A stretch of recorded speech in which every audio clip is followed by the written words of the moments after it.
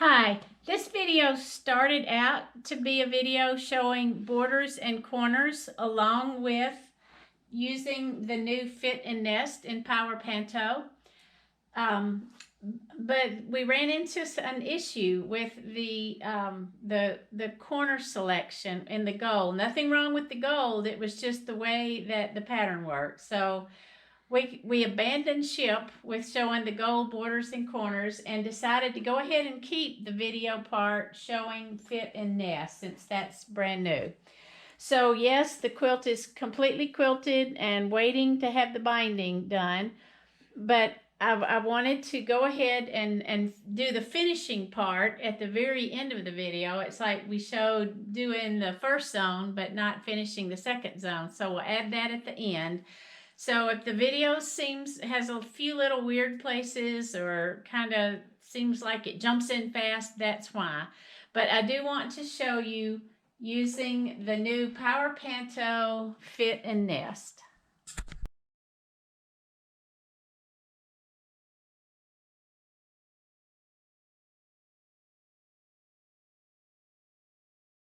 I'm at the home screen. I've already set the safe area and I'm going to tap on Pantograph, and I want it to be in Power Panto mode.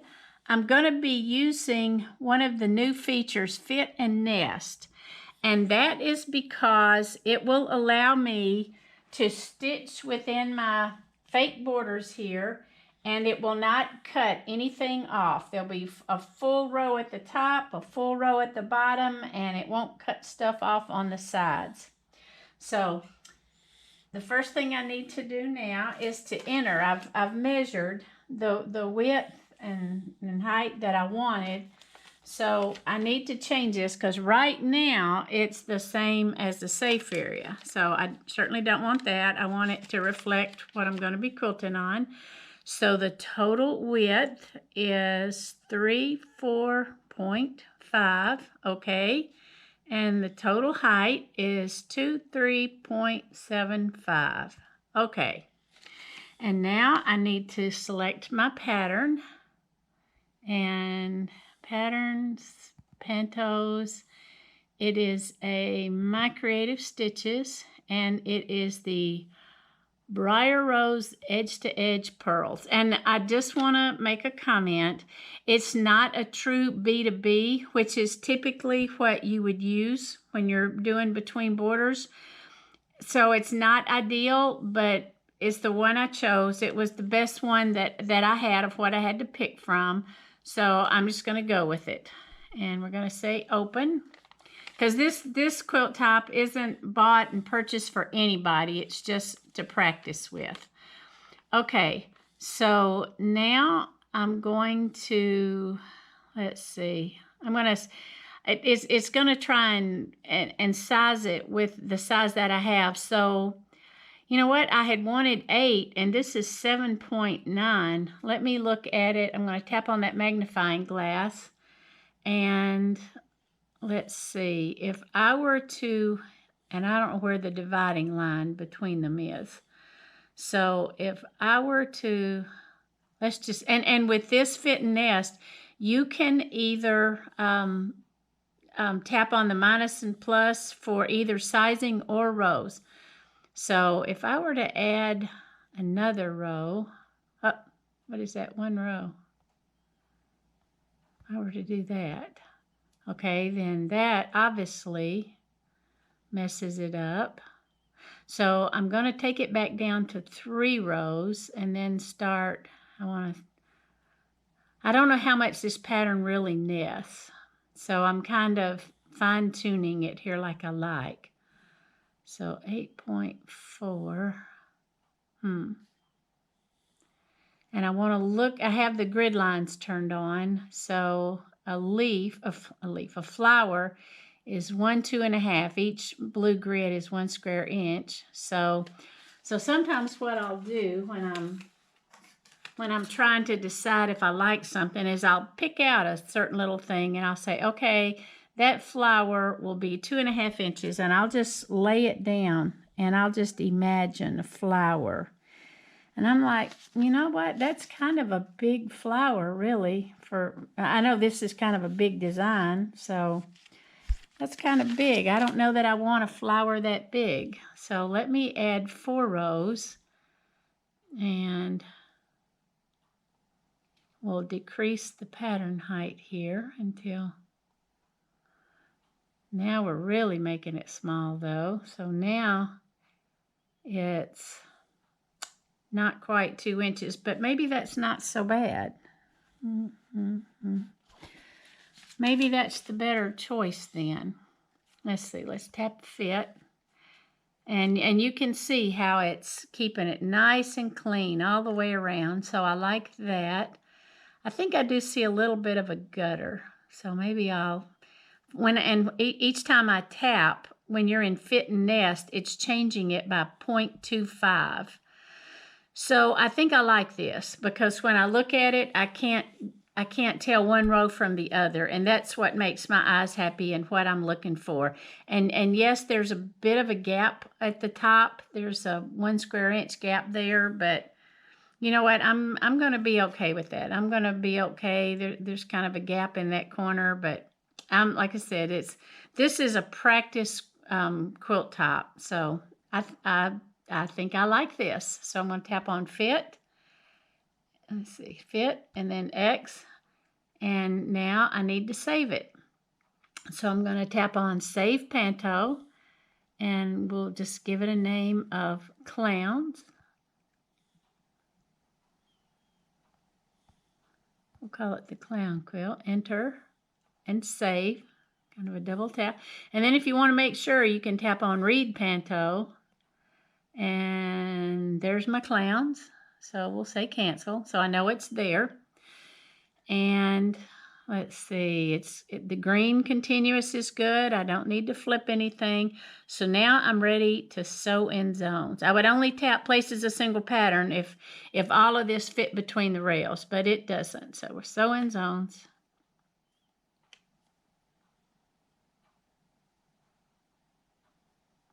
And this resume zone sewing session, that's what this is talking about. And I've got it saved there. This is a file that can be edited, what's in Read Panto. If I save this, that cannot be edited, which is probably a good thing mid-quilt. We'll go ahead and say yes, and we'll call it Clown again, C-L-O-W-N, enter, save. Okay.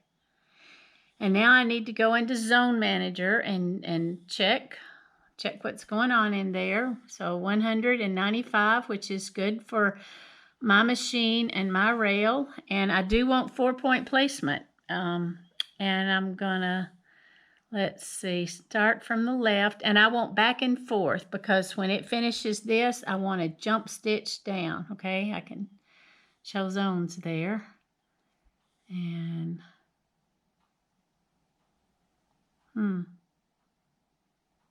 okay, so zone size is 16. So yeah, I have 4 rows. So we're gonna say okay. And now I do want to go into settings and see what's in there. And let's see. I'm gonna leave it on slow because of those little circles, those little pearls.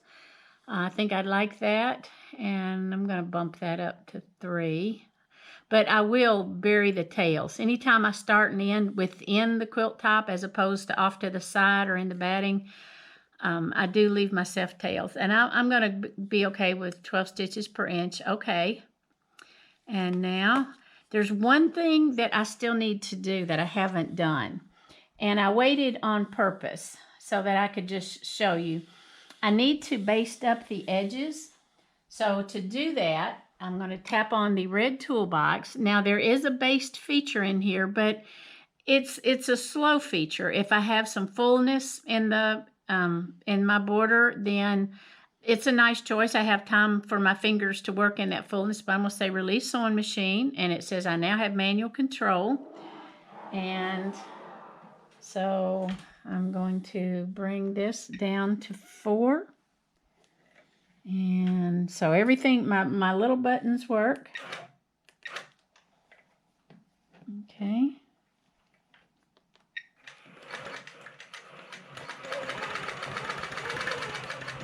Okay, I got to where I reached before. Stop. I'll pull the bobbin.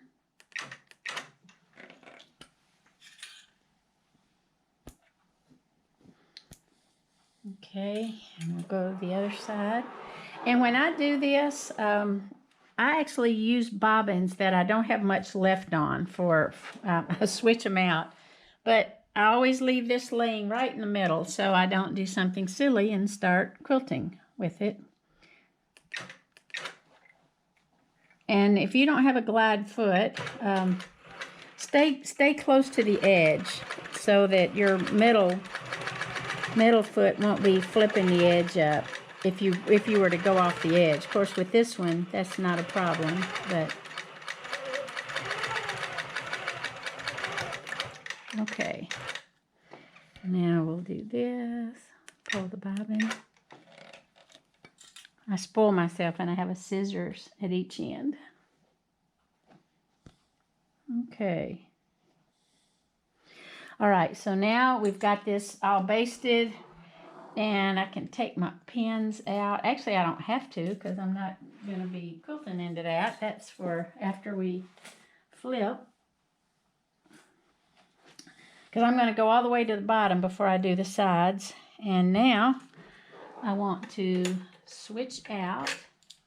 This is actually a bobbin case. I have an X on it that I'm not real crazy about. So I just use that. And I've already done a test over here on the side of the stitches. So I know I'm ready to go with this bobbin.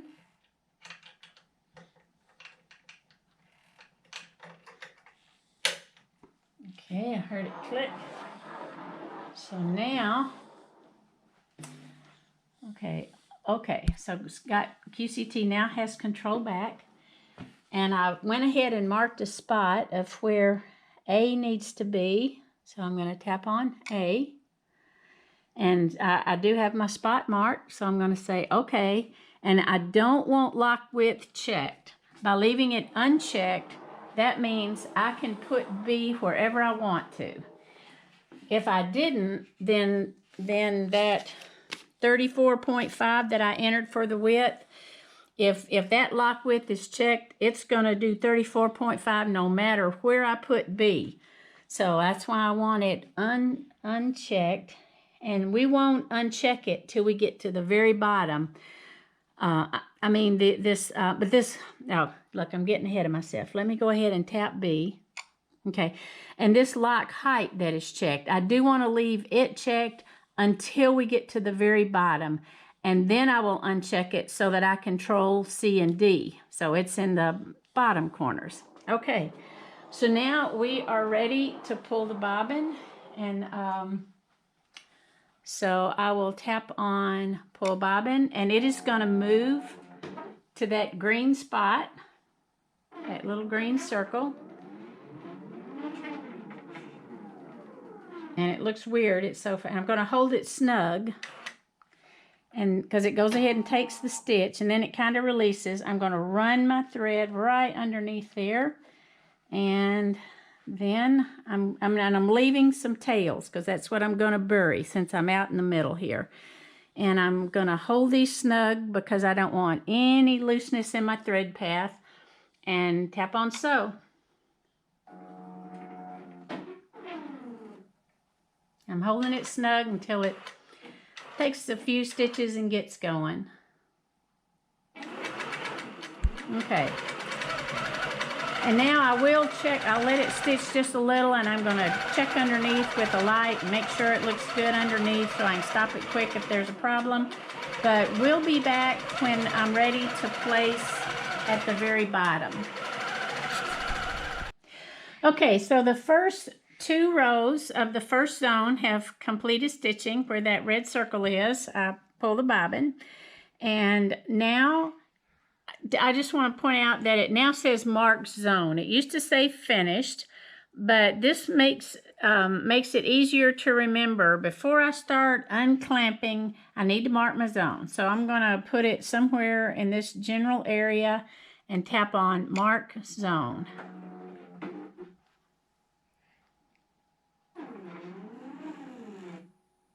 Okay, and I'm going to say single stitch. Now I'm going to, let's see. Okay, and when I say continue, it may start, let's see what happens. Oh, no, I don't know. I want to do next mark, okay? Because this is, I need to mark A and B. I'm forgetting what I'm using. Sorry. Okay, so now as it pulls up, I'm going to make a little dot. Okay, so that's my A for when I advance. And